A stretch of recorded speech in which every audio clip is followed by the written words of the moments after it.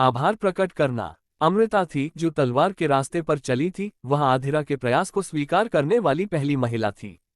केवल एक नज़र से कोई भी देखेगा कि उसका पूरा शरीर निशानों से ढका हुआ था, जिससे पता चलता है कि उसने खुद को नारकीय प्रशिक्षण के लिए समर्पित कर दिया था। मानव, आपको अभी भी कल के कार्यक्रम के लिए तैयार रहने की जरूरत है। मानव की अभिव्यक्ति थोड़ी सख्त हो गई। अचानक वह आधिरा की स्थिति से थोड़ा ईर्ष्या करने लगा, मानो उसने उसके विचारों का अनुमान लगा लिया हो। अमृता की अभिव्यक्ति थोड़ी गंभीर हो गई। गोबलिन एहसान नहीं भूलते, आप उन्हें अपना आभार प्रकट करने से नहीं रोकेंगे। मुझे नहीं लगता। मुझे भी ऐसा ही लगता है। अमृता मुस्कुराए। उस पल ऐसा लगा जैसे जमीन के नीचे का अंधेरा अचानक चमक उठा हो। अमृता की सुंदरता वास्तव में विनाशकारी थी। ये केवल गोबलिन गांव में ही ऐसा हो सकता है। गोबलिन जो प्रकृति में सद्भाव और संतुलन को महत्व देते हैं, वे अमृता की सुंदरता पर केवल प्रशंसा और विस्मय महसूस करेंगे। हालांकि यदि अमृता मनुष्यों के शहर में प्रकट होती तो, जो किसी भी अन्य जाति की तुलना में सुंदरता के प्रति अधिक संवेदनशील थे, तो यह नहीं बताया जा सकता था कि क्या घृणित कार्य हो सकते हैं। मानव ने अपना सिर थोड़ा हिलाया। तुम फल कब खाओगे? उसने अपने हाथ में लिए हुए फल को देखा। हालांकि यह टोरकुंटा के दिल या फ्रोजन रिवर की तुलना में बहुत अधिक नहीं था, फिर भी यह 8 सितारों के अपने लक्ष्य के लिए एक महत्वपूर्ण कदम था।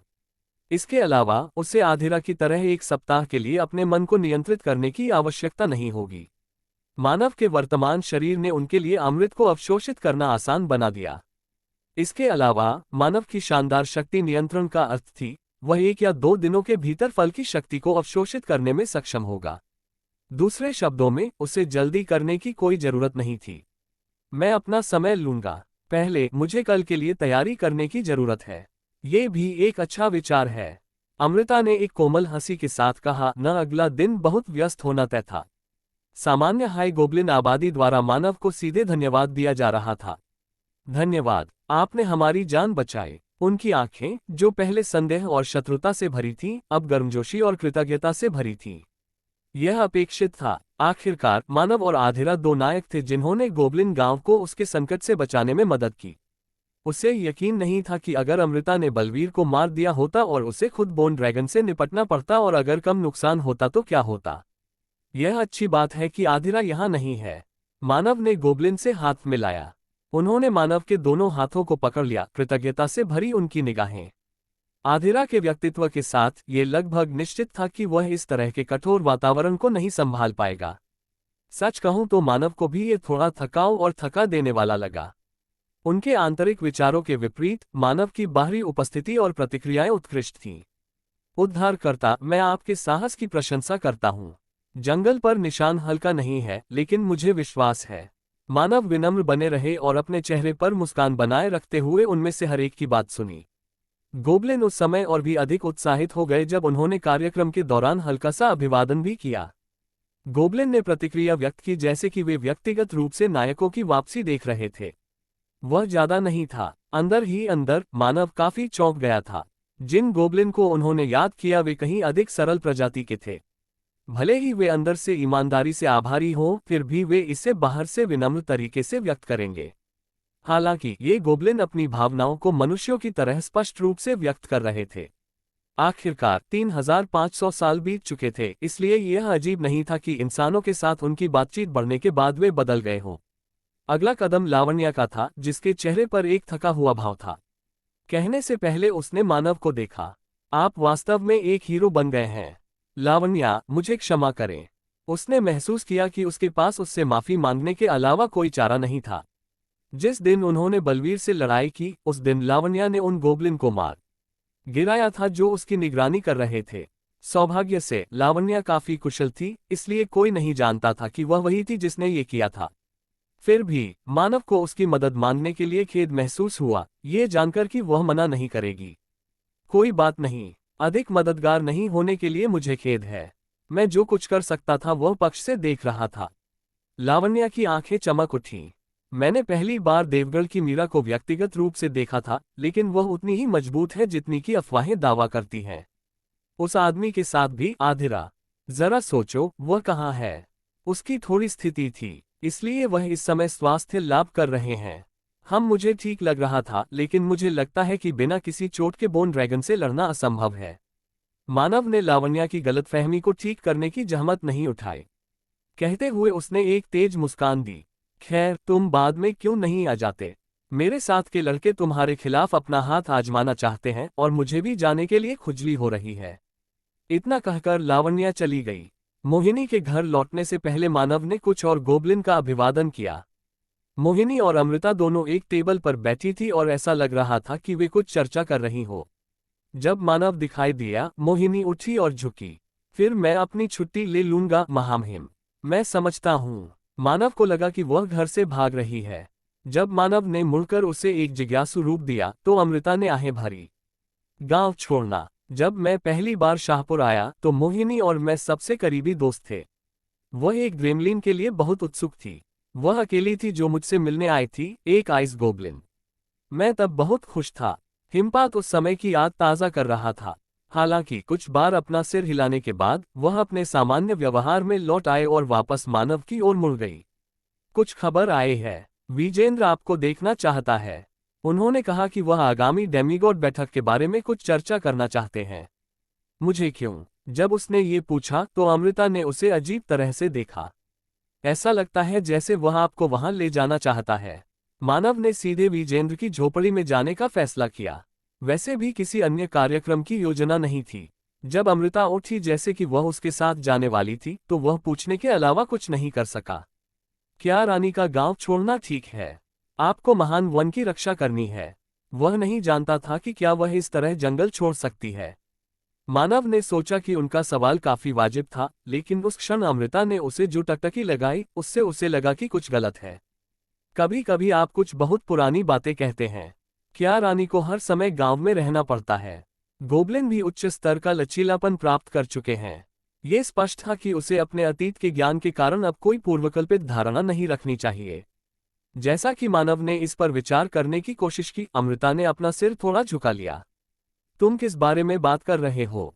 अगर बड़ों को पता होता कि मैं क्या करना चाहती हूं तो वे निश्चित रूप से मुझे रोकने की कोशिश करते।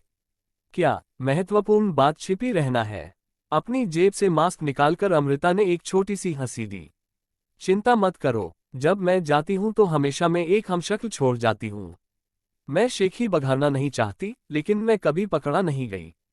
मैं इसमें विशेषज्ञ हूं। ये निश्चित रूप से ऐसा नहीं लगता था कि किसी के बारे में घमंड करना चाहिए, लेकिन मानव ने कुछ भी नहीं कहा क्योंकि आपका मार्गदर्शन करने के लिए गोबलिन के बिना ग्रेट फॉरेस्ट में प्रवेश करना या छोड़ना मुश्किल था। गाइड मिलना मुश्किल होगा, इसकी मदद नहीं की जा सकती थी। आखिरकार वह मोहिनी को विजेंद्र को देखने के लिए ले जाने के लिए नहीं कह सकता था।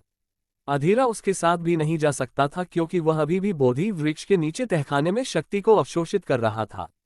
उनके जाने से पहले मानव ने अमृता की ओर मुड़कर कहा, हमें आगे और पीछे जाने में काफी समय लगने वाला है, तो क्या हम ताना इस्तेमाल करेंगे? अमृता ने उसके चेहरे पर एक उलझन भरी अभिव्यक्ति के साथ उसकी ओर देखा। यह अधिक कुशल होगा, लेकिन क्या यह संभव है? ये बहुत कठिन नहीं होगा क्योंकि यहाँ सिर्फ हम दोनों हैं। मैंने विजेंद्र के केबिन के निर्देशांक याद कर लिए। जब वे पहली बार विजेंद्र के केबिन में गए थे तो उन्होंने तुरंत निर्देशांक याद कर लिए थे क्योंकि उन्हें यकीन था कि भविष्य में एक समय आएगा जब उन्हें इसकी आवश्यकता होगी। शक्ति मंत्र का उपयोग करते समय एक मन निशान होगा, इसलिए यदि वह इसे शहर में करता है तो ये बहुत ही विशिष्ट होगा। अगर कुछ गलत हुआ तो सिन्हा परिवार के अनुयायियों के लिए यह नोटिस करना संभव था। हालांकि ग्रेट फॉरेस्ट में जहां शक्ति का घनत्व काफी अधिक था, कुछ घंटों के बाद शक्ति के निशान गायब हो जाते थे। पहली बात तो यह अजीब होगी अगर वे ऐसी जगह में प्रवेश करने में सक्षम हो। अमृता ने मानव को एक अविश्वास भरी निगाह से देखा। क्या अपने दम पर शक्ति डालना संभव है? बेशक, सैद्धांतिक रूप से ये संभव था। मानव एक 7 स्टार जादूगर लग रहा था जिसका मन नियंत्रण और क्षमता उपहास करने के लिए कुछ भी नहीं था। हालांकि वहां कोई ताना पत्थर नहीं था। ताना पत्थर के बिना ताना का उपयोग करना केवल निर्देशांक याद रखना नहीं था जैसा कि मानव ने कहा था। आवश्यक जटिल गणना और समायोजन करने के लिए कम से कम 1 दर्जन जादूगरों की भी आवश्यकता होती है। ये सब अकेले करने में हफ्तों लगेंगे। किसी भी मामले में उसके पास मना करने का कोई कारण नहीं था अगर ताना वास्तव में संभव था। फिर मैं तुम्हारी एहसानमंद हो जाऊंगी। हालांकि अगर हम इसे गांव के पास करते हैं तो ये ध्यान आकर्षित कर सकता है, इसलिए हमें इसे ग्रेट फॉरेस्ट से बाहर निकलने के बाद करना चाहिए। मानव ने सिर हिलाया क्योंकि वह उसकी राय से सहमत था। वे उसी शॉर्टकट का उपयोग करके आधे दिन के भीतर जंगल छोड़ने में सक्षम हो गए जो मोहिनी ने उन्हें आने पर दिखाया था। हालांकि उन्हें लगने वाला समय आधा हो गया क्योंकि वे जल्दबाजी में चले गए। मानव को तब एक बड़ा समाशोधन मिला और तुरंत ताना के लिए जमीन पर जादू चक्र बनाना शुरू कर दिया। अमृता अपनी आंखें मानव से नहीं हटा सकी जिसने बिना किसी हिचकिचाहट के अपना हाथ हिलाया। मैंने गोला बनाना समाप्त कर दिया है ताकि तुम अंदर आ सको। क्या विजेंद्र की झोपड़ी में भी कोई जादू का घेरा है? नहीं, उसने तुरंत जवाब दिया। मानव ने समझाते हुए एक पल के लिए जमीन पर जादू का घेरा देखा। प्रस्थान और आगमन दोनों बिंदु क्यों खींचे गए हैं, इसका कारण यह है कि आप अधिकांश गणना करके और पहले से जादुई घेरे बनाकर बहुत सारा मान बचा सकते हैं। बेशक इसका मतलब ये भी है कि ताना बिंदु तय हो गया है। फिर क्या ये दूसरे जादुई घेरे के बिना मुश्किल नहीं होगा? आवश्यक रूप से नहीं। दूसरी ओर, यदि आप जादू करने से पहले सभी गणना पूरी कर लेते हैं, आवश्यक मात्रा में मान रखते हैं और लक्ष्य निर्देशांक को सटीक रूप से इंगित करते हैं, तो कोई समस्या नहीं होगी। मानव हंसे और उनके कपड़े फड़फड़ाए जैसे ही उनका मैना खुला हुआ था। दूसरे शब्दों में, यह मेरे लिए कोई समस्या नहीं है। जैसे ही ताना समाप्त हुआ, हिम ने अपने हाथ की ओर देखा। स्थिरता हास्यास्पद है। फ्लोटिंग फीलिंग, मोशन सिकनेस और चक्कर आना जो एक ताना की सामान्य विशेषता थी, शायद ही महसूस किया गया हो। यह आंशिक रूप से था क्योंकि चलने वाले लोगों की संख्या कम थी, लेकिन यह परिणाम संभव नहीं था यदि नियंत्रित करने वाला जादूगर कुशल नहीं था। मानव एक देवदूत। अमृता ने मानव के चेहरे को गौर से देखा। अत्यधिक जटिल और कर लगाने वालों को जादू का उपयोग करने के बावजूद भी पसीना नहीं आया था। मैं बहुत कुछ जानना चाहती हूँ। मानव के बारे में उसके जितने सवाल थे उतने ही बढ़ते गए। हालांकि कुछ ऐसी चीजें हैं जो प्राथमिकता लेती हैं। उसने एक समाशोधन के बीच में छोटी सी जर्जर झोपड़ी को देखा। जैसे ही उसकी नजर उस पर पड़ी, झोपड़ी का दरवाजा खुल गया, जैसे वह उनकी प्रतीक्षा कर रही हो। यह मूल रूप से उनके प्रवेश करने का संकेत था। मानव और अमृता ने उसमें प्रवेश किया। ये वही अनोखा स्थान था जिसे उन्होंने अपनी पहली यात्रा के दौरान देखा था। विजेंद्र भी उसी जगह बैठा था। आप जल्दी आ गए। ये वास्तव में उपयोगी मंत्र है। उसके सामने चाय का प्याला था जिसमें मानव और अमृता के कप भी शामिल थे। उनमें से भाप उठी और ऐसा लगा कि वे अभी अभी चाय से भरे कप हो। क्या आप एक कप चाय पीना चाहेंगे? मानव का बेशक इसे पीने का कोई इरादा नहीं था, लेकिन मानव जानना चाहता था कि क्या तुम सच में बलवीर के देवदूत हो। हालांकि उसने तीखे लहजे में कहा, लेकिन विजेंद्र के हाव भाव नहीं बदले। मुझे नहीं पता था कि ऐसा शॉर्टकट संभव था। उद्धरण चिन्ह ... क्या आपको बस इतना ही कहना है? आधिरा और मैं तुम्हारे कारण व्यर्थ ही लड़े। क्या तुम चाहते हो कि मैं माफी मांगूं? मुझे तुम्हारे जैसे आदमी से कुछ नहीं चाहिए जिसकी गर्दन में अकड़न हो। हालांकि आपको इस तथ्य को स्वीकार करने की आवश्यकता है कि आपने हमें गलत जानकारी दी है। भविष्य में एक सहज सहकारी संबंध बनाए रखने के लिए माहौल भारी हो गया। मानव और विजेंद्र ने एक दूसरे को देखा जबकि अमृता ने अंदर की ओर देखा। यह आदमी देवता का सामना करने पर भी वह बिल्कुल भी पीछे नहीं हट रहा था। ये कुछ ऐसा था, चौंक गई थी लेकिन अमृता मदद नहीं कर सकती थी। ये चांदी के बालों वाला व्यक्ति एक पारलौकिक व्यक्ति था जिसे सभी देवताओं में शीर्ष 5 में स्थान दिया गया था। यहाँ तक कि एक जादूगर जो उच्चतम स्तर तक पहुंच गया था, एक नाइट जिसने तलवार कला की चोटी देखी थी और एक जादुई योद्धा जिसने अपनी मार्शल आर्ट को सीमा तक तेज कर दिया था, वह उसका सामना करने के लिए मृत्यु दर की बेड़ियों से मुक्त नहीं हो पाएगा। भले ही वह जानती थी कि वह उसे नहीं मारेगा, एक सच्चे शिकारी की उपस्थिति में एक जानवर को महसूस होने वाले सहज भय को नजरअंदाज नहीं किया जा सकता था। हालांकि ऐसा नहीं था कि मानव डेमिगोड से नहीं डरता था। अंतर यह था कि उनकी ताकत को जानते हुए भी शायद किसी और से बेहतर उन्होंने पीछे हटने से इनकार कर दिया। आप ठीक कह रहे हैं। मैं समझता हूं कि आप क्या कह रहे हैं और आपको गलत जानकारी देने के लिए मुझे खेद है। विजेंद्र की ईमानदार माफी ने न केवल अमृता को बदल दिया बल्कि उसके बारे में मानव की धारणा को भी बदल दिया। मानव ने जो किया था उसे अपने जीवन के साथ एक जुआ माना जा सकता है, ये देखने के लिए कि क्या उसके पहले के व्यक्ति ने वास्तव में देवताओं को धोखा दिया था। हालांकि यह केवल एक छोटा सा उकसावा था, ये तथ्य कि दूसरा व्यक्ति एक देवता था, उसने जो किया वह बहुत खतरनाक था। लेकिन मानव ने अभी भी स्वेच्छा से वह चुनाव किया था। अगर विजेंद्र ईमानदार नहीं होता तो उसके लिए इस गठबंधन को जारी रखना कहीं ज्यादा खतरनाक होता। विजेंद्र शांत भाव से बोलता रहा। सिर्फ एक मौखिक माफी देना काफी नहीं है, इसलिए मैं आपको कुछ ऐसा भी दूंगा जो आपकी मदद करेगा। कुछ है जो मदद करेगा। यदि आप एक देवदूत को मारते हैं तो आपको एक हीरा मिलता है। ऐसा लगता है कि सकल को इसके बारे में पहले ही पता चल गया है। ये सही है। मानव को पहले से ही पता था कि ये डायमंड वास्तव में कितने अद्भुत थे। उनमें से एक के भीतर निहित शक्ति की तुलना उस फ्रोजन रिवर से की जा सकती है जिसे उसने पहले लिया था। अगर वह 2 डायमंड और हासिल करने में सक्षम होता तो वह तुरंत 8 स्टार तक पहुंच जाता। विजेंद्र ने अपनी जेब से कुछ निकाला। यह एक डायमंड है। हालांकि मुझे यह एक देवदूत से नहीं मिला, बल्कि यह वह डायमंड है जो मुझे इंद्र को मारने के बाद मिला था। मानव की हैरान अभिव्यक्ति को देखते हुए विजेंद्र ने जारी रखा। ये केवल बचा हुआ है, लेकिन यह अभी भी मानव के लिए बहुत मददगार होना चाहिए। बचा हुआ। हालांकि विजेंद्र ने कहा कि मानव को पता था कि यह डायमंड देखने के लिए कुछ नहीं था। अतीत में जब उसने देवताओं का शिकार किया था तब लूट भी हुई थी। नहीं, वह उन्हें लूट नहीं कह सकता था। उस समय उपलब्ध ज्ञान और तकनीक के साथ वे देवताओं से प्राप्त किसी भी चीज को पचाने की कोशिश करने का साहस नहीं कर सकते थे। इसके बजाय अगर उन्हें ठीक से संभाला नहीं गया तो उनका जीवन खतरे में पड़ जाएगा। हालांकि विजेंद्र जो डायमंड लेकर आया था वह अलग था। यह मानव के लिए पर्याप्त से अधिक है। इसके अलावा यह उस डायमंड से कई गुना बड़ा था जो उसने देवदूत से प्राप्त किया था। यह नहीं कहा जा सकता था कि डायमंड की क्षमता उसके आकार के सीधे अनुपात में थी, लेकिन वह निश्चित था कि अगर उसने इसे परिष्कृत किया तो वह 8 स्टार तक पहुंच पाएगा। मानव उन शब्दों के वजन पर भीतर तक झकझोर गया। अगर मैं 8 सत्र तक पहुंच जाता और आधिरा पूरी तरह से फल को अवशोषित कर लेता, साथ ही साथ कुछ 7 स्टार जादूगर और स्ट्रॉन्ग नाइट्स जो मुझे सपोर्ट करेंगे, उनके लिए कमजोर देवताओं में से एक को मारना संभव होगा। बेशक वह निश्चित नहीं हो सकता था, लेकिन इसमें कोई संदेह नहीं था कि कम से कम उनकी संभावना तेजी से बढ़ेगी।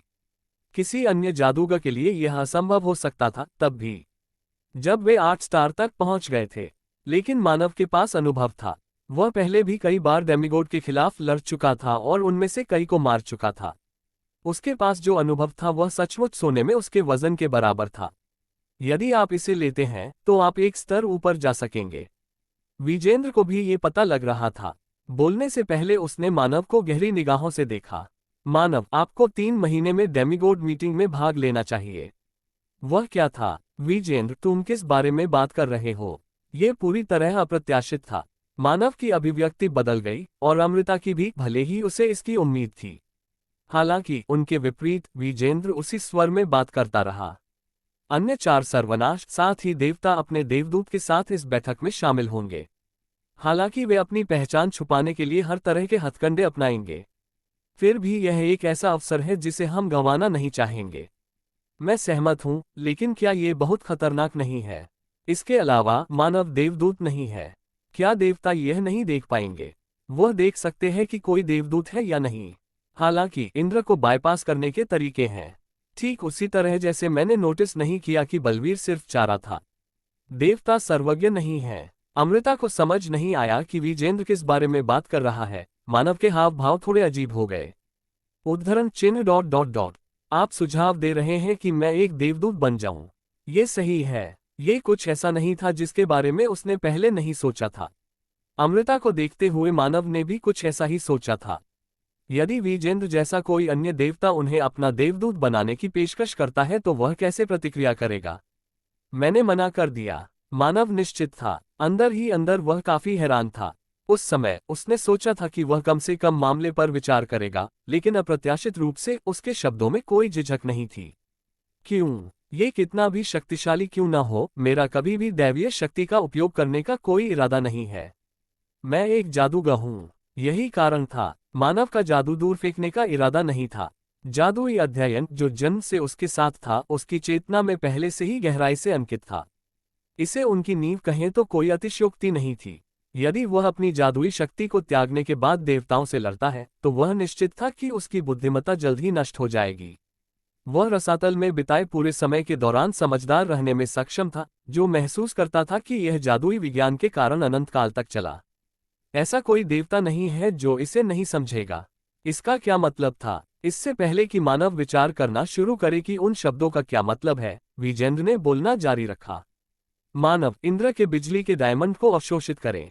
आप दैवीय शक्ति और मन दोनों को नियंत्रित करने में सक्षम होंगे। यह असंभव है। दोनों शक्तियां पूरी तरह से असंगत थीं। हालांकि विजेंद्र के हाव भाव में आत्मविश्वास बना रहा। नहीं, ये संभव है। आप ऐसा क्यों सोचते हैं? क्योंकि मानव के सफेद बालों को देखने के लिए विजेंद्र की आंखें घूम गईं। एक रंग जो महेंद्रगढ़ साम्राज्य में दुर्लभ था। नहीं, एक ऐसा रंग जो पूरे महाद्वीप में भी दुर्लभ था। क्योंकि आपके पास सिन्हा परिवार का खून है। सिन्हा परिवार के रहस्य। चाय ठंडी हो चुकी थी और उसमें से भाप भी नहीं उठ रही थी। हालांकि मानव ने उस तथ्य पर ध्यान नहीं दिया। ईश्वरीय शक्ति और मन दोनों का उपयोग करना संभव था। विजेंद्र ने विश्वास के साथ बात की थी, लेकिन मानव इतनी आसानी से उसकी बातों पर विश्वास नहीं करेगा। फिर भी उस कारण से उन्होंने इस धारणा को पूरी तरह से खारिज नहीं किया। वह उस समय उनके दिमाग में तैर रही एक व्यक्ति की आवाज के कारण था। तुम बहुत बदल गए हो। लगता है आप जाग गए। आखिरकार आपके पास सिन्हा परिवार का खून है। अगर मैं ईमानदार रहूंगा, मुझे आशा है कि आप जादू का उपयोग करना कभी नहीं सीखेंगे। शकील पर ज्यादा भरोसा न करना बेहतर होगा। अनुराग सिन्हा, सिन्हा परिवार का दूसरा बेटा और मानव का दूसरा भाई। उन्हें सिन्हा परिवार के बारे में कुछ पता लग रहा था। यही वजह थी कि उन्होंने मानव को वह सलाह दी। मानव ने उनकी सलाह को नजरअंदाज नहीं किया, लेकिन साथ ही यह नहीं कहा जा सकता कि उन्होंने इसे दिल से लगा लिया था। मैंने बहुत गहराई से नहीं सोचा। उन्होंने इसके बारे में बहुत गहराई से नहीं सोचा था। मानव ने सिर उठाया और एक बार फिर विजेंद्र की ओर देखा। विजेंद्र धीरे से बोला, मानो उसे अपने विचार समेटने का समय दे रहा हो। मैंने तुम्हारी ओर देखा। सिन्हा परिवार के तीसरे बेटे मानव सिन्हा। माना जाता है कि उनमें जादुई प्रतिभा की भारी कमी थी, इसलिए उन्हें अकादमी में भेजे जाने से पहले छोटी उम्र से ही एक अवांछित बच्चे की तरह व्यवहार किया गया था, जैसे उन्हें परिवार से निकाल दिया गया हो। तो स्वराज सिन्हा ने भी तुमसे कुछ नहीं कहा? ये जानने के बाद कि आपने जादू के लिए अपनी प्रतिभा को जगाया है, उसने आपकी तलाश की, लेकिन वह आपको खोजने में असमर्थ था क्योंकि आपने अपना ठिकाना छिपा लिया था। ये सही है। विजेंद्र ने जो जानकारी प्रकट की थी वह बहुत अधिक नहीं थी। सिन्हा परिवार के साथ मानव के बचपन के बारे में जानकारी एक खुला तथ्य था और सड़क पर किसी से भी पूछकर इसे आसानी से सीखा जा सकता था। सिन्हा परिवार के बारे में मानव अधिक उत्सुक था। सिन्हा परिवार क्या है? सरल शब्दों में, यह एक विशाल प्रयोगशाला है। क्या? वह उत्तर उसकी बेतहाशा कल्पना को भी पार कर गया। एक विशाल प्रयोगशाला। सिन्हा परिवार, जो महेंद्रगढ़ साम्राज्य के सबसे प्रतिष्ठित परिवारों में से एक था, ईश्वरीय शक्ति और मन के सामंजस्य के तरीके पर शोध बहुत लंबे समय से चल रहा है। फिर सर्वनाशों में से एक, देवांश के निर्देशन में, उन्होंने ईमानदारी से अनुसंधान शुरू किया। देवांश। ये पहली बार था जब उसने नाम सुना था, लेकिन ये याद रखने योग्य था क्योंकि यह सर्वनाश में से एक था। ऐसा कहा जाता है कि हजारों और 10,000 परीक्षण और त्रुटियां थीं, लेकिन फिर भी देवांश ने हार नहीं मानी। देवताओं के लिए सैकड़ों वर्षों का लंबा समय नहीं माना जा सकता है, लेकिन हमारी आसानी से ऊब जाने की प्रवृत्ति को देखते हुए उनकी दृढ़ता सराहनीय है। उसने इतना समय अनगिनत प्रयोग और शोध करने के लिए समर्पित किया। विजेंद्र की मुलाकात मानव की निगाह से हुई। सिन्हा परिवार में जन्म हुआ।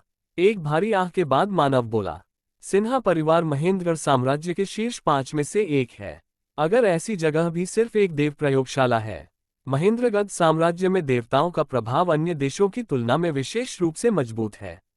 मानवता के इतिहास में सबसे शक्तिशाली साम्राज्य वास्तव में देवताओं द्वारा नियंत्रित किया गया था। उसने इसकी स्पष्ट उम्मीद की थी, लेकिन वास्तव में इसे सुनकर वह अभी भी चौंक गया था। क्या आप भी शकील के बारे में सब कुछ जानते हैं? नहीं, उनके ठिकाने बहुत अधिक और बिखरे हुए हैं। यहाँ तक कि अगर कुछ नष्ट हो जाते हैं तो यह वास्तव में पूरे संगठन को प्रभावित नहीं करता है। इसके अलावा उन सकल मास्टर्स और राउंडर्स ने एक ही स्थान पर बहुत लंबे समय तक नहीं रहना सीखा है, इसलिए लक्षित हमलों को अंजाम देना मुश्किल है। लेकिन अगर आप वास्तव में दृढ़ हैं तो क्या कुछ करना संभव नहीं है? पहली बार विजेंद्र के हाव भाव बदले। आप मंडली के सदस्य हैं, लेकिन ऐसा लगता है कि आप इसके बारे में ज्यादा नहीं जानते हैं। शकील किसी भी तरह से एक ऐसा संगठन नहीं है जिसे नीचे देखा जा सके। वास्तव में, हालांकि वे केवल निम्न कोटि के थे, शकील कुछ देवताओं को मारने में सफल रहा है। वे कई वर्षों से देवताओं के पक्ष में एक कांटा रहे हैं। मानव को इस टिप्पणी से सहमत होने में परेशानी हुई कि यह कोई ऐसा संगठन नहीं था जिसे कोई हेय दृष्टि से देख सके। सात स्टार क्लब और उसके पास के कुछ छोटे ग्रुप, साथ ही साथ कृतिका और अनुराग और कुमार विक्रांत ने उसे अवचेतन रूप से शकल को कम करके आंका था, क्योंकि वह सब उसने देखा था। मैं ऐसा नहीं कर सकता। मुझे अभी तक कोई महत्वपूर्ण व्यक्ति नहीं मिला है। उन्होंने व्यक्तिगत रूप से और देखने से पहले कोई राय नहीं बनाने का फैसला किया। वैसे भी ये सुनने के बाद कि वे पहले डेमिगोड का शिकार करने में सफल रहे थे, मानव का शकल में विश्वास थोड़ा बढ़ गया था। मैं सिन्हा परिवार के बारे में बस इतना ही जानता हूँ। मैं विवरण या प्रक्रियाओं के बारे में कुछ नहीं जानता, लेकिन मुझे यकीन है कि आप सहित सिन्हा परिवार के सदस्य दैवीय शक्ति और जादू दोनों का उपयोग कर सकते हैं। भूपेंद्र सिंह और अनुराग। मानव के हाव भाव थोड़े अजीब हो गए। शायद इस बात की अत्यधिक संभावना थी कि भूपेंद्र सिंह और अनुराग डेमिगोड्स के अधीनस्थ थे, लेकिन अनुराग की भागीदारी संदिग्ध थी। अनुराग निश्चित रूप से सिन्हा परिवार के रहस्य को जानता था।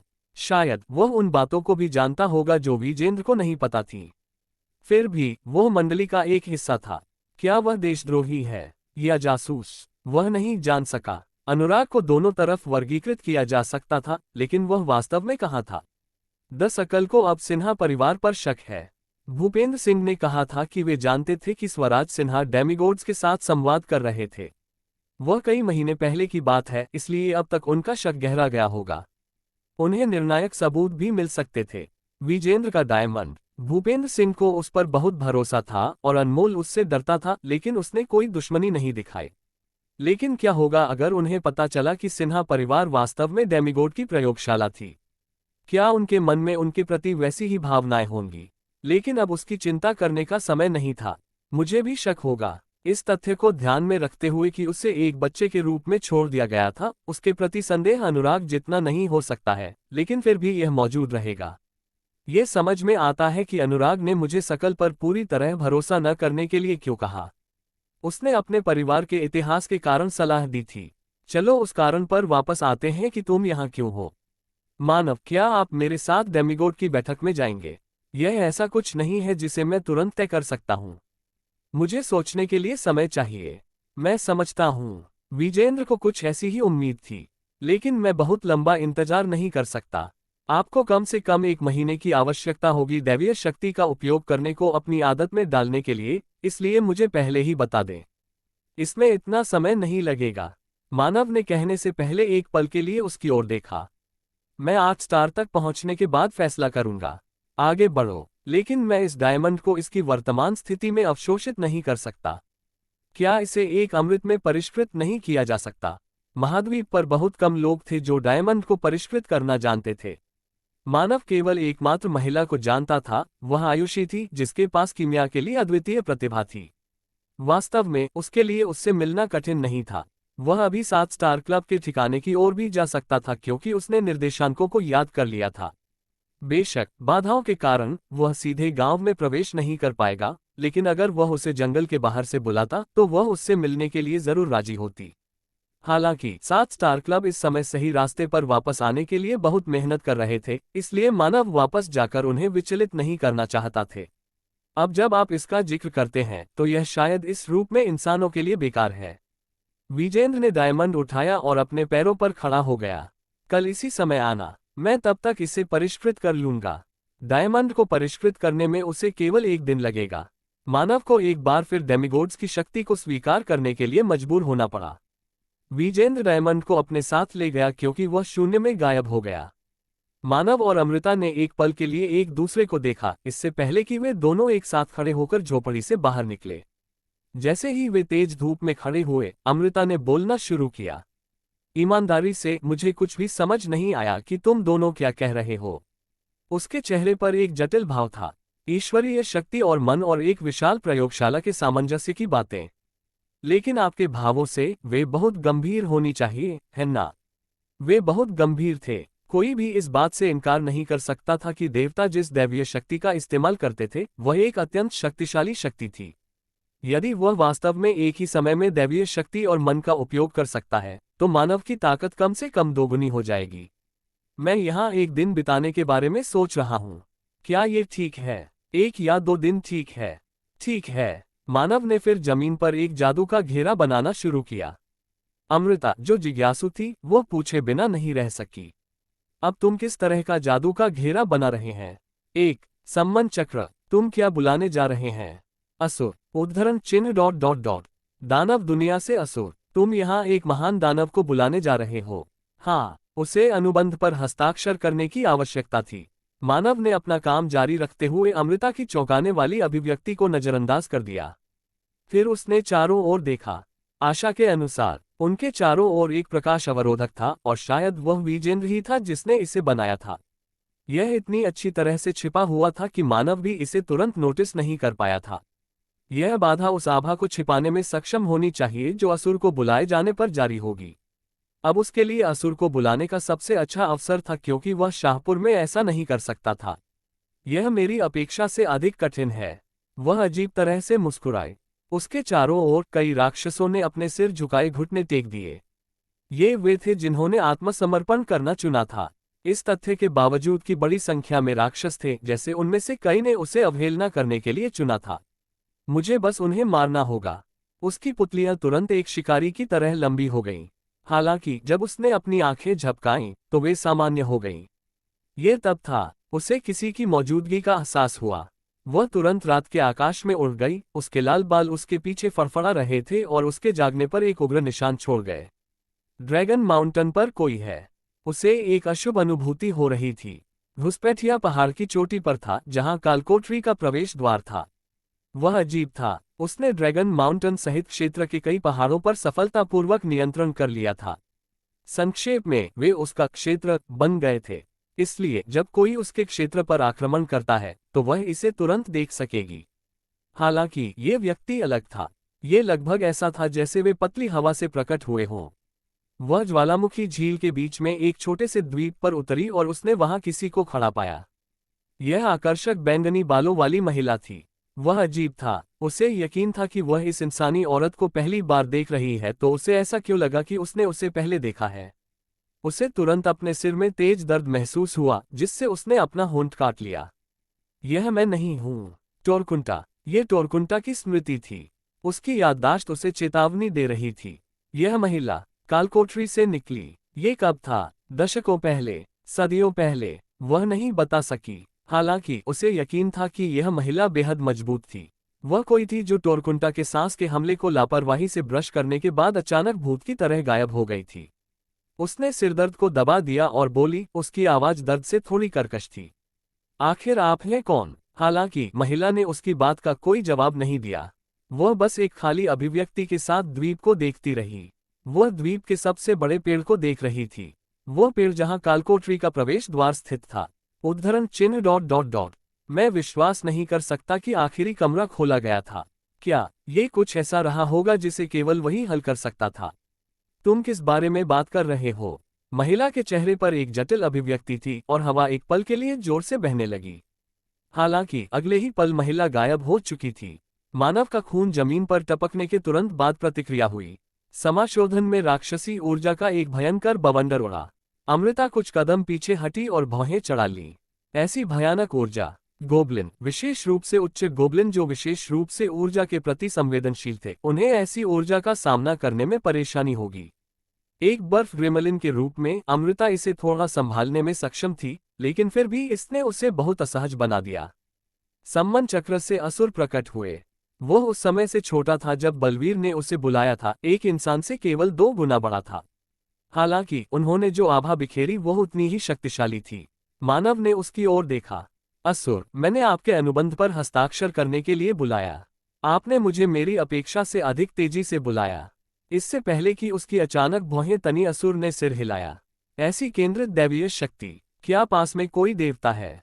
मानव चकित था। विजेंद्र वर्तमान में अपने केबिन में था और क्योंकि झोपड़ी के अंदर का स्थान विजेंद्र की क्षमता से विकृत था, ये कहा जा सकता है कि यह जंगल से अंतरिक्ष के एक अलग खंड में था।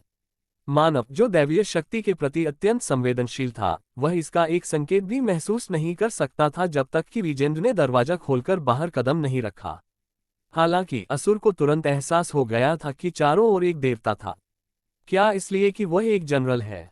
दानव दुनिया का एक जनरल और वध नर्क का शासक। ऐसा लगता है कि जब क्षमता की बात आती है तो वह वास्तव में देवताओं से हीन नहीं था। ये सही है, पास में एक देवता है। आप मेरे साथ एक अनुबंध पर हस्ताक्षर करना चाहते हैं यदि आपको उससे लड़ना है? नहीं, अभी के लिए देवताओं के साथ कोई लड़ाई नहीं होगी। जादुई विज्ञान। विजेंद्र के साथ गठबंधन के बारे में बताना जरूरी नहीं समझा और असुर ने उससे आगे कोई सवाल नहीं किया। उनके रवैये से पता चला कि उन्हें परवाह नहीं थी कि उन्हें लड़ना है या नहीं। वैसे भी केवल एक अवतार को ही मध्य पृथ्वी पर लाया गया था। हालांकि यह अत्यंत सीमित शक्ति के साथ आया था, परिणामस्वरूप मृत्यु या चोट का उसके वास्तविक शरीर पर कोई महत्वपूर्ण प्रभाव नहीं पड़ा। अगर मानव ने उन्हें विजेंद्र के खिलाफ लड़ने के लिए कहा तो वह अपनी पूरी क्षमता से ऐसा करेंगे। यद्यपि एक जाति के रूप में दानवों की देवताओं के प्रति कोई शत्रुता नहीं थी।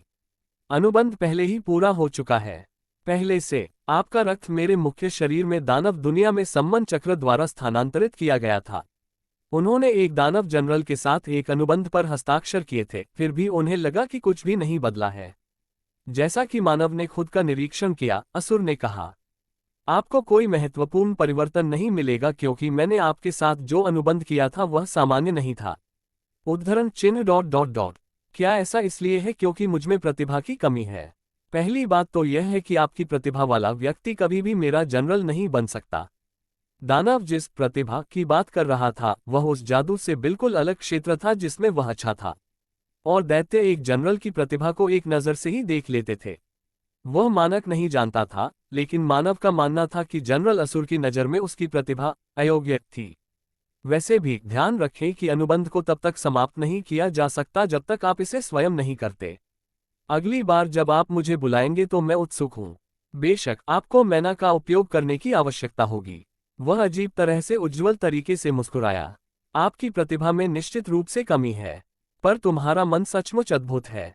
आपके मन की सघनता और शुद्धता शायद 1000 वर्षों में नहीं देखी गई है। यदि मेनका को आपके बारे में पता चलता तो वह शायद ईर्ष्या करती। मेनका, तुम्हारा मतलब सक्कुबस क्वीन है? हाँ, अश्लील दानव। असुर का स्वर तिरस्कार से भर गया। मानव को पता था कि मेनका भी असुर की तरह दानव दुनिया का एक जनरल था, लेकिन मानव ने उस पर ध्यान केंद्रित नहीं किया। यदि आपके अनुबंध के लिए मन की आवश्यकता है तो बलवीर ने आपको कैसे बुलाया? तब असुर अपनी गहरी वाणी में बोली, ईश्वरीय शक्ति और मन दोनों ही मेरे लिए ऊर्जा के पिंड हैं। जब उन्हें दानव दुनिया में भेजा जाता है तो सब कुछ राक्षसी ऊर्जा में परिवर्तित हो जाता है। यदि आपके पास कहने के लिए और कुछ नहीं है तो मैं जा रही हूं। असुर के शरीर को सम्मन चक्र में चूसा गया और वह राक्षसी ऊर्जा के साथ गायब हो गया। मानव ने फिर अमृता से संपर्क किया जो कुछ दूरी पर खड़ा था। उद्धरण चिन्ह ... अब आपको आश्चर्यजनक कहने के लिए यह पर्याप्त नहीं है। मुझे विश्वास नहीं हो रहा है कि आपने केवल कुछ शब्दों के बाद एक दानव जनरल के साथ एक अनुबंध पर हस्ताक्षर किए हैं। यह अजीब नहीं था कि वह ऐसा महसूस करती थी। मानव के लिए असुर के साथ अनुबंध 3500 साल पहले किए गए एक समझौते के कारण था, लेकिन एक तीसरे पक्ष अमृता की नज़र में वह एक राक्षस था जिसने उचित बातचीत किए बिना एक महान दानव के साथ अनुबंध पर हस्ताक्षर किए। मानव ने अपनी गलत धारणा को ठीक नहीं किया। वह झोपड़ी के पास रात बिताने की तैयारी करने लगा। उसने जमीन का एक अपेक्षाकृत सपाट टुकड़ा पाया, आग लगा दी और स्लीपिंग बैग निकाल लिया। अमृता ने ये देखा और अलाव के पास आ गई। मानव ने उसे अपने बैग से कुछ झटकेदार थमाया। अमृता ने काटने से पहले धन्यवाद कहा। मोहिनी की तरह वह वास्तव में ग्रेमलिन की तरह व्यवहार नहीं करती थी। उन्होंने तारों से जगमगाते आकाश की ओर देखा। मानव आकाश की ओर देखते हुए सो गया। ये हो चुका है। मानव ने अपने चेहरे पर एक अजीब अभिव्यक्ति के साथ विजेंद्र से कांच की बोतल प्राप्त की। अमृत को परिष्कृत करने की प्रक्रिया में कुछ प्रभाव खो गया था, लेकिन इसमें बहुत अधिक अंतर नहीं है। आपने इसे स्वयं परिष्कृत किया। ये सही है। यदि आप यहाँ कर रहे हैं तो चले जाओ, मेरे पास करने के लिए काम है। विजेंद्र के कहने पर मानव ने झोपड़ी छोड़ दी। अमृता ने खींचकर कहा, फिर क्या हम घर वापस चलें? मानव ने एक बार फिर उन्हें महान वन के प्रवेश द्वार पर ले जाने के लिए ताना का इस्तेमाल किया। फिर उसने शाहपुर में अमृता का पीछा किया और सीधे बोधि वृक्ष के नीचे तहखाने में चला गया।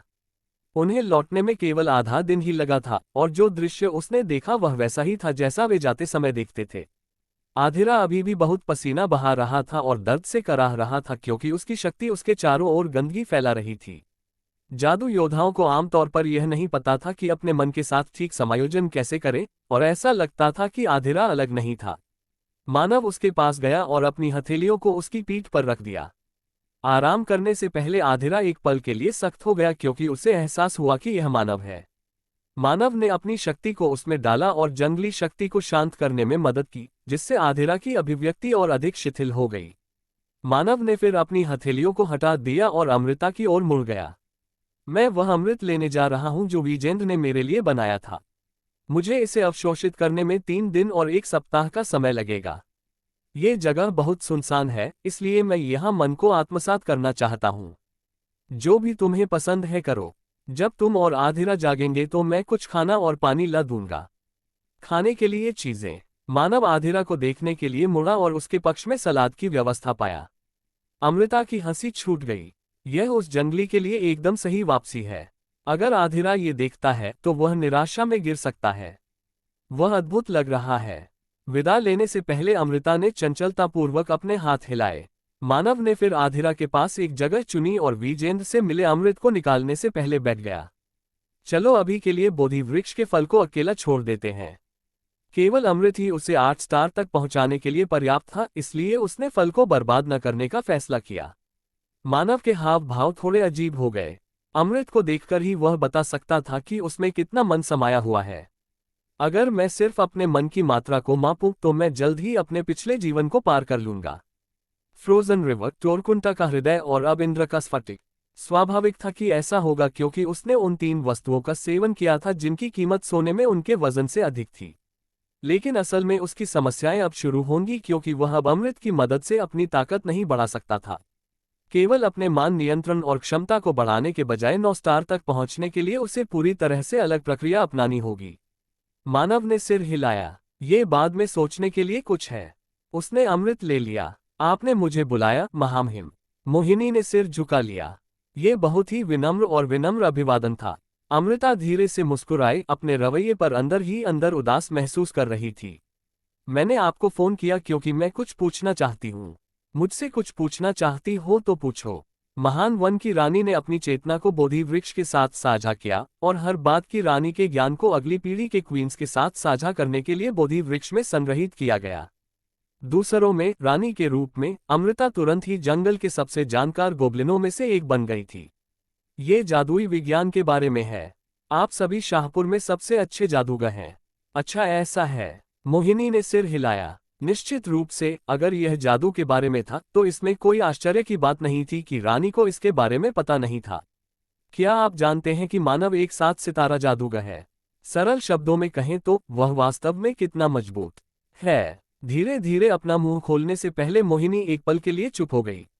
उद्धरण चिन्ह ... मैं दशकों से महाद्वीप में भटक रही हूँ। वह हाल ही में प्रतापगढ़ में रह रही थी, लेकिन वास्तव में उसने पूरे महाद्वीप की यात्रा की थी। उसकी यात्रा की यादें उसके दिमाग में अंकित हो गई थीं। यह मेरे क्षितिज को व्यापक बनाने का एक अवसर था। मैं लगभग हर क्षेत्र में गई हूँ और मैं बहुत से लोगों से मिली हूँ। उनमें से 7 स्टार जादूगर थे जिनकी महान जादूगरों के रूप में प्रशंसा की गई थी। 7 स्टार और 8 स्टार के बीच मोहिनी को बोन ड्रैगन के खिलाफ मानव की लड़ाई का दृश्य याद आया। उस समय मोहिनी शायद एकमात्र जादूगर थी जो मानव द्वारा प्रदर्शित की गई शक्ति को सही ढंग से समझती थी। वे मानव जैसे 7 स्टार जादूगर हैं, लेकिन उनके कौशल समान स्तर पर नहीं हैं। मेरे द्वारा सामना किए गए किसी भी जादूगर की तुलना में मानव कहीं बेहतर है।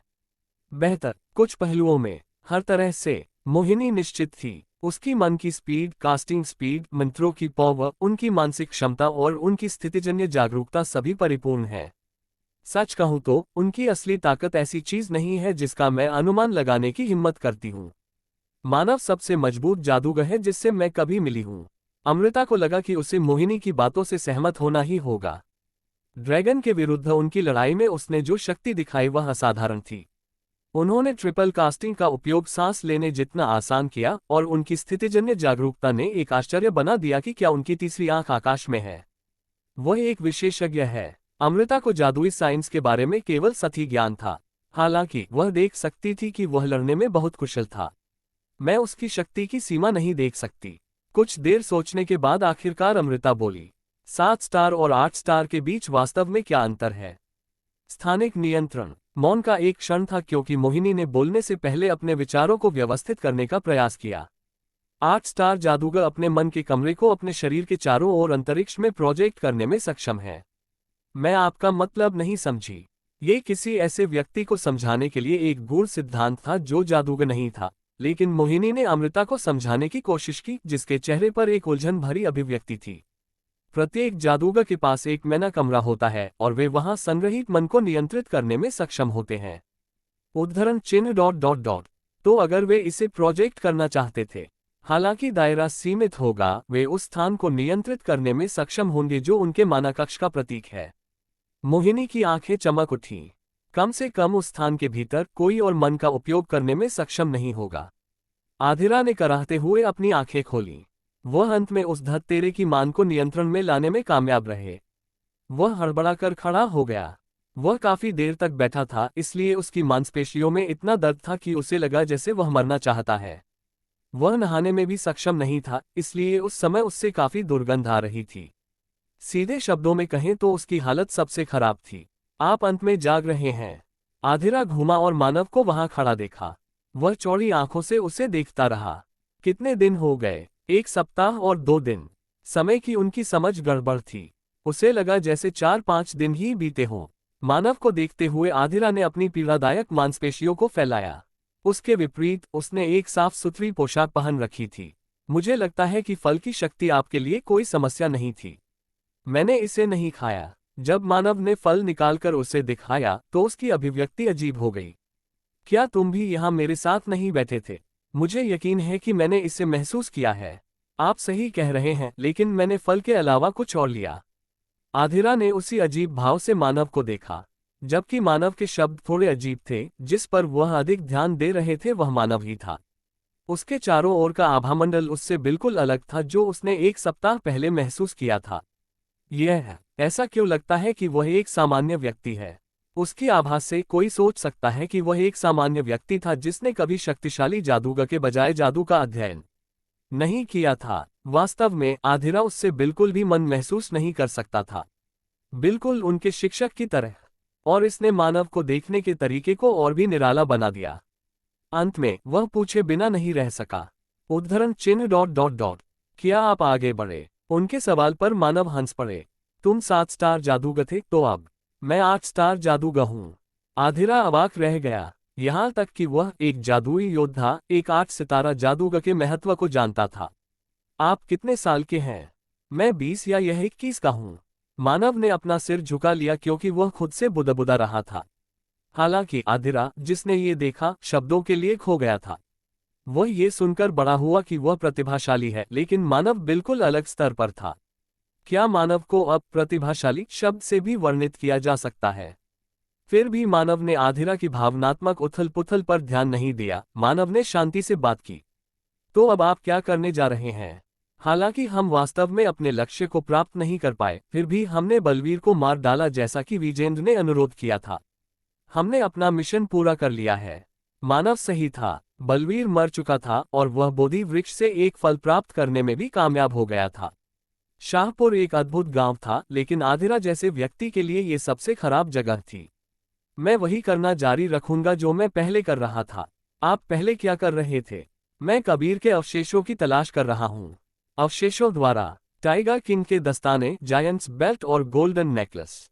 कबीर की 3 कलाकृतियां। आधिरा ने हल्के से अपनी जीभ पर क्लिक किया। मास्टर के पास गोल्डन नेकलेस है, लेकिन यह नहीं जानता कि टाइगर किंग के दस्ताने और जायंट्स बेल्ट कहाँ हैं। मुझे जादू की वस्तुओं पर भरोसा करना पसंद नहीं है, लेकिन मास्टर ने मुझसे कहा कि अगर मैं कभी कबीर से आगे निकलना चाहता हूं तो मुझे उन्हें ढूंढना होगा। पूर्व जादू योद्धा राजा के उत्तराधिकारी। वह गंदा और मजबूत है, लेकिन ज्यादातर गंदा है। आधिरा ने घृणा की अभिव्यक्ति की। इस प्रतिक्रिया ने मानव को आधिरा के गुरु की पहचान के बारे में उत्सुक बना दिया। जहां वह अब है, कोई अनुमान नहीं। वह 3 साल पहले अचानक गायब हो गया था और मेरे पास टाइगर किंग के दस्ताने और जायंट्स बेल्ट खोजने के लिए एक पत्र के अलावा कुछ नहीं बचा था। मेरे पास करने के लिए कुछ भी बेहतर नहीं था, इसलिए मैं तब से यही कर रहा हूं। मानव ने सिर हिलाया। आधिरा के लिए 3 कलाकृतियों को खोजना सबसे अच्छा काम था। यदि आप कबीर से आगे निकलना चाहते हैं तो आपको 3 कलाकृतियां ढूंढनी होंगी। तभी आप किंग कबीर की फिस्ट का असली रूप देख पाएंगे। वास्तव में नहीं, इससे भी महत्वपूर्ण बात, आप ये सब कैसे जानते हैं? इसके बारे में सोचो। उसने अभी तक ये नहीं पूछा था कि यह आदमी किंग कबीर की फिस्ट को कैसे जानता है। वह हाल ही में पागल घटनाओं की पूरी श्रृंखला के बाद भूल गया था। मानव ने बहाना खोजने का नाटक भी नहीं किया और बस कंधा उचका दिया। तो तुम मुझे नहीं बताओगे? खैर, मैं वैसे भी उत्सुक नहीं हूं। हालांकि आधिरा की प्रतिक्रिया आश्चर्यजनक रूप से शांत थी। ये स्पष्ट था कि जब उसने ये कहा तो वह दिखावा नहीं कर रहा था, वह वास्तव में उत्सुक नहीं था। और इससे भी बढ़कर उन्हें लगा कि अगर मानव उन्हें इसके बारे में नहीं बताना चाहते हैं तो कोई कारण रहा होगा। हालांकि वह अभी भी थोड़ा अजीब महसूस कर रहा था। ऐसा इसलिए था क्योंकि उसने पहले कभी अपने शिक्षक के प्रति इस तरह का विश्वास महसूस किया था। क्या ये सामान्य है? उन्होंने जो महत्वपूर्ण बात ध्यान में रखी वह ये थी कि मानव मजबूत और भरोसेमंद थे। तो तुम क्या करने जा रहे हो, मानव? मैं विजेंद्र के साथ डेमिगोड बैठक में भाग लेने जा रहा हूं। तुम वहां क्यों जा रहे हैं? मानव ने संक्षेप में समझाया कि उसने विजेंद्र से क्या सुना। उन्होंने उन्हें कुछ ऐसी बातें भी बताईं जो उन्होंने सिन्हा परिवार के बारे में सीखी थी। ऐसा इसलिए था क्योंकि मानव को यकीन था कि आधिरा का रवैया ये जानने के बाद नहीं बदलेगा कि वह कहां से है। तो तुम एक ऐसे जादूगर हो जो मन और दैवीय शक्ति दोनों का उपयोग कर सकते हो। उसकी प्रतिक्रिया वैसी ही थी जैसी उसने उम्मीद की थी, लेकिन हाइब्रिड कहलाना अच्छा नहीं लगा। मानव ने जोर से सिर हिलाया। अच्छा, ऐसा है। फिर भी ये खतरनाक होगा। ये खतरनाक है, लेकिन मैं मरने का इरादा नहीं रखता। और आधिरा, उसके बाद जब मानव का स्वर गंभीर हो गया तो आधिरा ने उत्सुकता से अपना सिर झुका लिया। द्विवार्षिक सकल की बैठक लगभग 1.5 साल में आयोजित की जाएगी। कहा जा रहा है कि यह एक अहम मीटिंग है जिसमें सकल के सभी अहम सदस्य शामिल होंगे। मैंने इसके बारे में सुना है। उसने इसके बारे में अपने मालिक से कई बार सुना था। देवदूत की पहचान। आधिरा कभी इसमें शामिल नहीं हुआ था और उसके मास्टर ने भी एक अप्रिय घटना के बाद इसमें भाग लेना बंद कर दिया था।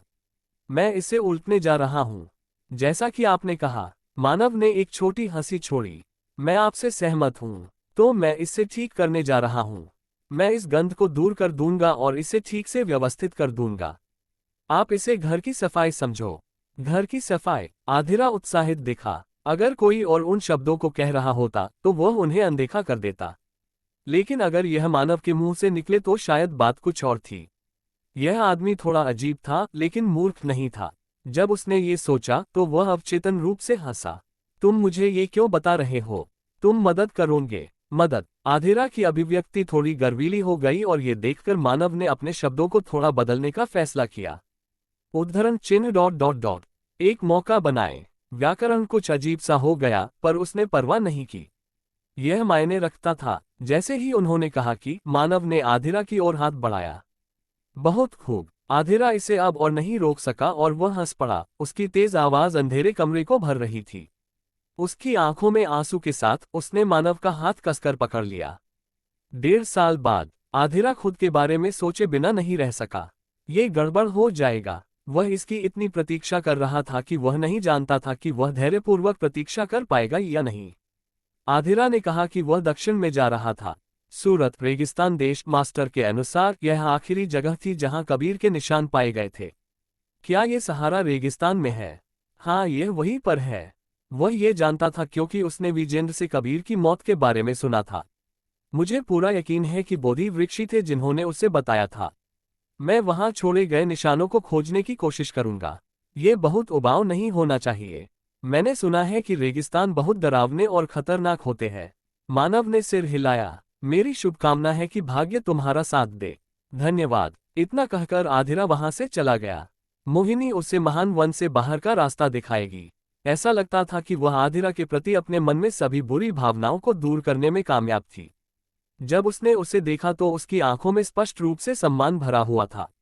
उसका रवैया समझ में आता था क्योंकि वह उन जादूगरों में से एक था जिसने उसके गांव को बचाया था। ये सोचकर कि वे एक साथ उनकी अपेक्षा से बेहतर दिखे, मानव ने धीरे से बात की। अमृता, जब तक मैंने मुखौटा पहन रखा है मुझे मीरा बुलाओ। उसके ऊपर से बर्फ नीचे गिर गई। वह फिर मानव की ओर देखने के लिए मुड़ी और उसकी आंखों में भ्रम दिखाई दे रहा था। तुम्हें कैसे पता चला कि मैं वहां था? मैंने पिछली बार की तरह खुद को रिवील नहीं किया और मुझे अपने छिपने की क्षमता पर पूरा भरोसा है। ऐसा इसलिए है क्योंकि मैं अब 8 स्टार जादूगर हूं।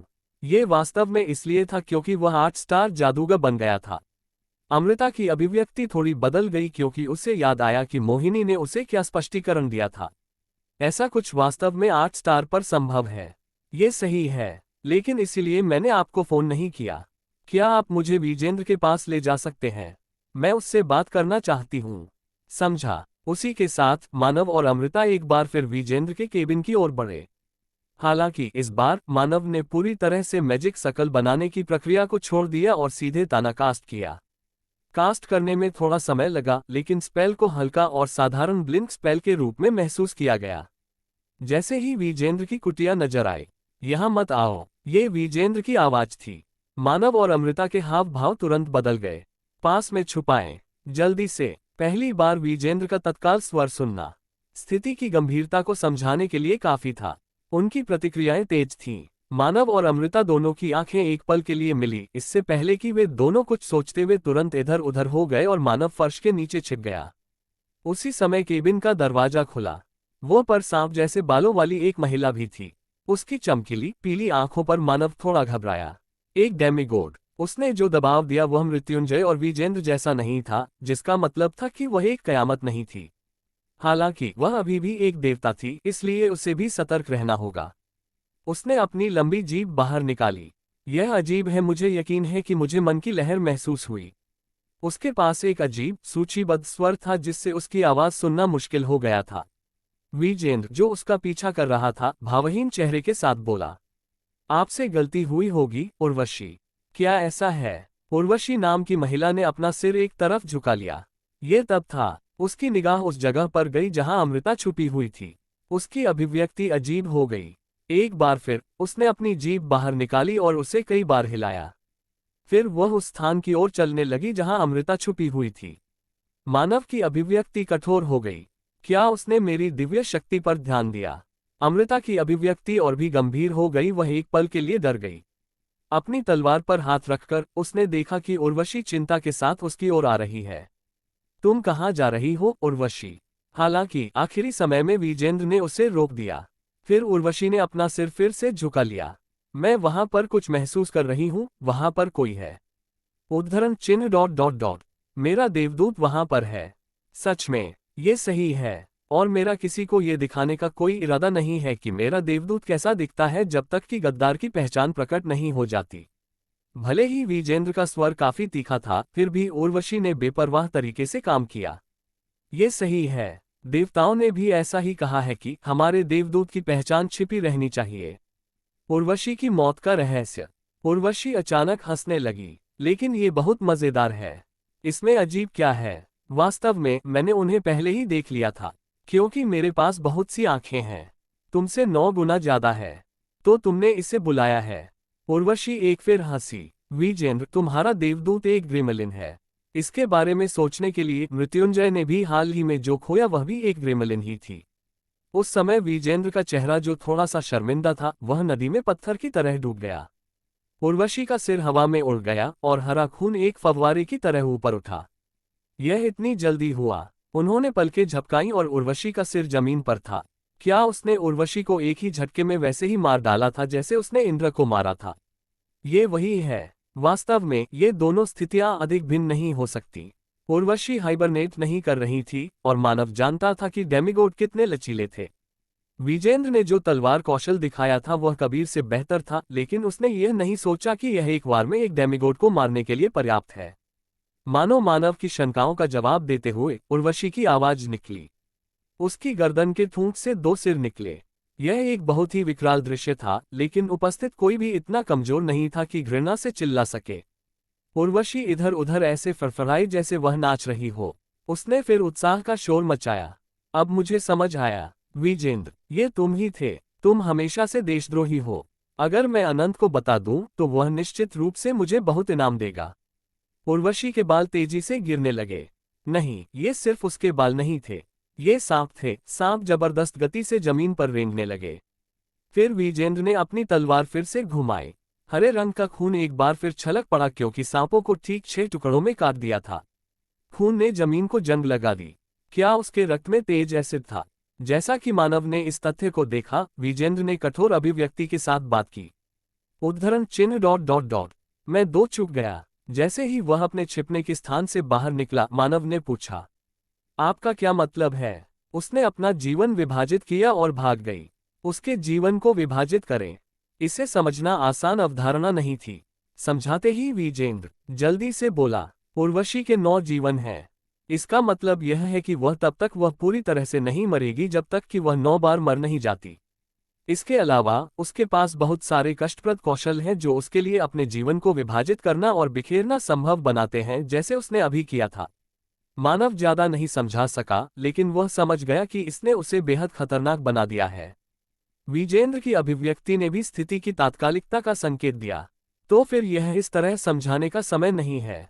हमें उसे जल्द से जल्द ट्रैक करना शुरू करना होगा। मानव अमृता के साथ सहमत हुई, लेकिन विजेंद्र के हाव भाव वही रहे।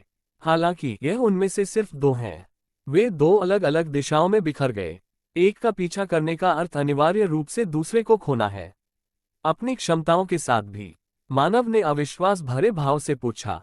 पहली नजर में विपरीत दिशाओं में गए 2 उर्वशी को पकड़ना असंभव लग सकता था। हालांकि जो उसके सामने खड़ा था वह एक सर्वनाश था, 5 में से एक जो सामान्य देवताओं से ऊपर खड़ा था। विजेंद्र ने आह भरी। अगर मैं अपनी सारी शक्ति का उपयोग कर सकता तो मैं स्वाभाविक रूप से उसे मारने में सक्षम होता, भले ही वह 2 के बजाय 4 दिशाओं में बिखर जाती। लेकिन फिलहाल मैं इस जंगल के आसपास के अवरोध को बनाए रखने के लिए बहुत प्रयास कर रहा हूं। वह उस बाधा के बारे में बात कर रहा था जिसे मानव ने पहले महसूस किया था। तो क्या आप इसे जारी नहीं कर सकते और उर्वशी का शिकार नहीं कर सकते? जिस क्षण ऐसा होता है, उर्वशी तुरंत अन्य देवताओं को वह सब कुछ बताएगी जो उसने यहां देखा था। बैरियर बाहर से किसी भी तरह के संचार को रोक रहा है। तभी मानव को वास्तव में स्थिति की तात्कालिकता समझ में आए। यदि अन्य देवताओं को पता चला कि विजेंद्र देशद्रोही है तो सब कुछ खत्म हो जाएगा। फिर हम क्या करेंगे? मैं एक का पीछा करता हूं, और जहां तक दूसरे की बात है, हम इसे संभाल लेंगे। उसने इसे पहले नहीं कहा था क्योंकि वह समझ गया था कि विजेंद्र क्या करना चाहता है। विजेंद्र के चेहरे के भाव कुछ सख्त हो गए। क्या आप ये कर सकते हैं? यह इस बारे में नहीं है कि हम कर सकते हैं या नहीं। अगर हम उर्वशी को जाने देते हैं तो हम सब जानते हैं कि क्या होगा। ये सच है। फिर हमारे पास कोई विकल्प नहीं है। मुझे पता है हमारे पास समय नहीं है, इसलिए चलो तुरंत बाहर चलते हैं। विजेंद्र ने अपने चारों ओर के जंगल को देखा। मेरी बाधा इस पूरे जंगल को कवर करती है। हालांकि इसका मतलब है कि हमें उर्वशी को मारने से पहले उसे मारना होगा। उद्धरण चिन्ह ... सांप क्लोन की शक्ति उर्वशी की पूर्ण शक्ति का लगभग 1/9वां हिस्सा होगी, लेकिन इसका मतलब यह नहीं है कि उसे कम करके आंका जा सकता है। मूल रूप से मानव ने ऐसा अनुरोध स्वीकार नहीं किया होता। देवता के साथ व्यवहार करना तब भी आसान नहीं था जब वह अपने चरम पर था। लेकिन ये समय अलग था। मानव ने महसूस किया कि शांत आत्मविश्वास उनके दिल को भर देता है। उद्धरण ... पहली बार जब मैंने एक देवता को हराया था, मैं भी 8 सितारा जादूगर था। हालांकि अब उनके लिए ऐसे विचारों पर विचार करने का समय नहीं था। अमृता, हमें जल्दी करना होगा। तुम पूर्व की ओर जाओ, मैं पश्चिम में एक को संभाल लूंगा। उसने अपनी शक्ति को नियंत्रित करना बंद कर दिया है, इसलिए आपको उसे ट्रैक करने में कोई परेशानी नहीं होनी चाहिए, है ना? बिल्कुल। फिर मैं आपको शुभकामनाएं देता हूं। उर्वशी की चाल। जैसे ही विजेंद्र निकलने वाला था, मानव ने उसे पुकारा। उर्वशी की शक्ति वास्तव में क्या है? क्या तुम्हें पता है? मुझे नहीं लगता कि यह सिर्फ उसका अतिरिक्त जीवन है जिसके बारे में विजेंद्र तुमने अभी अभी बताया है। ये दृढ़ जीवन शक्ति, उत्थान और जहर है। वह जिस हरे तरल पदार्थ को थूकती है, उससे दूर रहें। तुम लोग इसे झेल नहीं पाओगे। ऐसा लग रहा था कि उसका खून भी ऐसा ही था।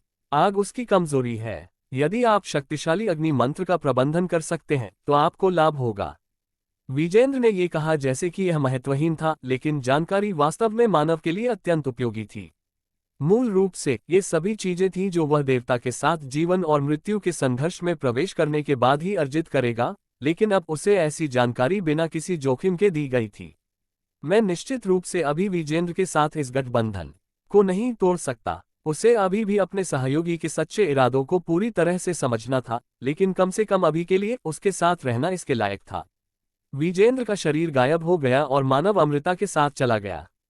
जैसा कि विजेंद्र ने कहा था, उर्वशी ने अब अपनी विशाल शक्ति को नियंत्रित करने पर ध्यान नहीं दिया, जिससे उसे ट्रैक करना आसान हो गया। उसे पकड़े ज्यादा देर नहीं हुई थी।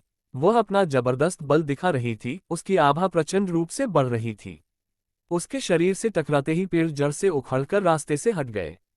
फिर भी जंगल को उजाड़ने पर तुली हुई आंधी की तरह उसकी गति बिल्कुल कम नहीं हुई। ऐसा नहीं लगता कि वह भागने की कोशिश कर रही है। मानव ने महसूस किया कि अमृता की ओर मुड़ते ही स्थिति थोड़ी खतरनाक हो सकती है।